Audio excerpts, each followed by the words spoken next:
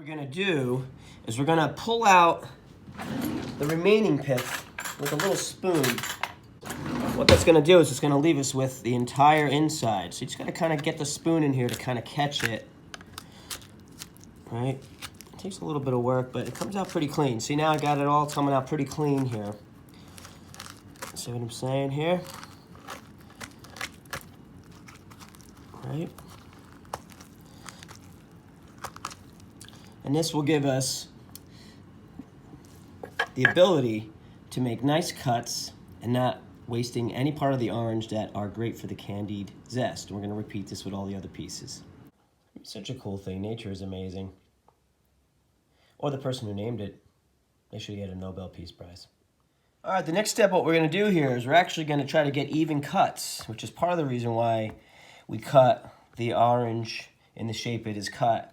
We're going to cut it in half, cut it into quarters, and I like rather larger pieces, so I'll cut it into eighths, and I might cut each eighth into 3 pieces. I find that this size here is a pretty tasty morsel once it's candied. So I guess you could say we're getting about 24 strips out of a half, about 48 strips out of each orange.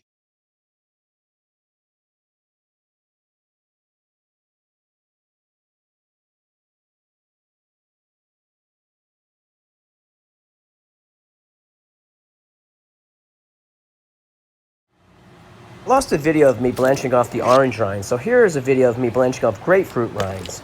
Same procedure applies. What you need to do is bring up some water to a simmer and blanch the rinds at least 2 times before adding them to the simple syrup you see here in this picture. Simple syrup is simply a ratio of sugar to water, 1-to-1, even ratio. Is put them back in the pot, this time with the lid, and actually confit them, that will mean to me, meaning I'm going to close the lid, let them cook in their own juices, and I'm going to give them 2 hours. I think that it's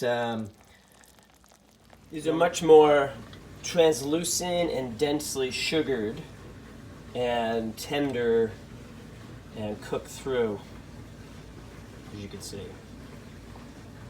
We have removed the orange pieces from the syrup. They are now just a little bit tacky, dried for about another hour or so. And they are ready to get sugared, which I started here on. Can't seem to locate the orange rind sugaring segment I recorded, but here's the grapefruit rind again. Just simply sugaring, sprinkling the sugar over on top, letting it dry until it becomes crusty.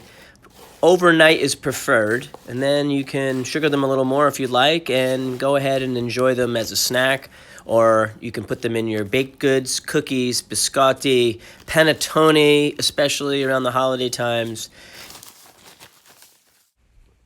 The leftover syrup could be used for a variety of sweetening agents, particularly great for bar drinks, if you know what I'm saying. I have something in mind that'll be a very good use of the orange syrup.